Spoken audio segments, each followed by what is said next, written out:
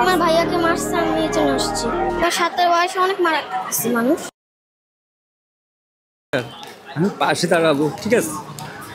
আমি এই ছাত্রদের পাশে দাঁড়াবো। এই যে গুলিবিদ্ধ হয়েছে, এটা তো জুলুম করা হয়েছে। ওর বাবু কি বুঝে? ওই ছোট্ট বাবুটা কি বুঝে? সে তো জানেও না কি হচ্ছে দেশে, অথচ সে গুলি খাইলো। এখানে আসার একটা উদ্দেশ্য, এই স্বৈরাচারী সরকারের একটা পতন হোক, ঠিক আছে? আর কতবার দেখতে হবে অন্যায় অত্যাচার? আমাদেরকে বাকরুদ্ধ করা হয়, সরকারের বিরুদ্ধে কোনো কথা বললেই জেল, জরিমানা এইসব দিয়ে চলে, মামলা হামলা গুম এইসব চলে। আমরা চাই একটা সুস্থ সুন্দর জীবন। আমাদের যখন এক্সাম আসবে তখনই আমরা পড়ালেখা করি, তো এখন হচ্ছে সেই এক্সামটা। এবং জেনজির যে বিষয় 97 থেকে যে 2010 পর্যন্ত আমরা হচ্ছে বেশিরভাগ বলতে গেলে মানে আমাদের যে সার্কেল সবাই হচ্ছে বিদেশে চলে যাচ্ছে, কিন্তু বর্তমানে যারা আছে আমরা দেশ ছাড়বো, কিন্তু এখন দেশকে সংস্কার করতে হবে। এখন দেশ ছাড়া সময় নেই, এখন দেশকে সংস্কার করবো, তারপর হয়তো দেশ ছাড়া যাবে বা দেশে থাকবো, কিন্তু এভাবে রাখা যাবে না। আমাদের শহীদ ভাইদের উপর গুলি চালানো হয়েছে, জানিয়ে আজকে আমরা সহযোগিতাকে হাত বাড়াইছি। এত ছাত্রছাত্রীর প্রাণহানি ঘটাইয়া এরপরে আপনি আসেন এখন সহযোগী আসেন, আমরা বসি। এই সরকারের পদত্যাগ চাই আমরা সবাই।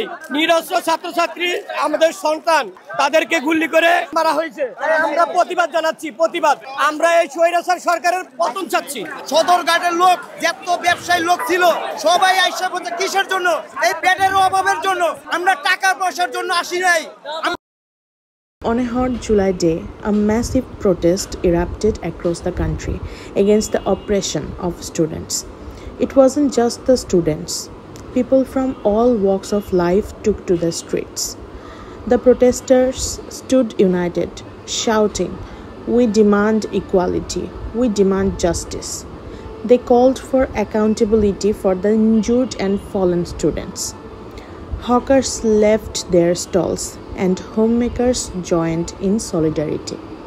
This movement was not only about the students, but for fair opportunities for everyone.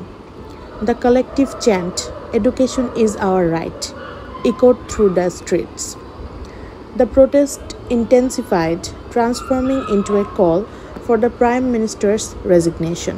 One demand, one goal. This was a powerful demonstration of unity and a stand for democracy, resulting her fleeing the country. July will be always remembered as a milestone when people came together to fight for justice and rights for all.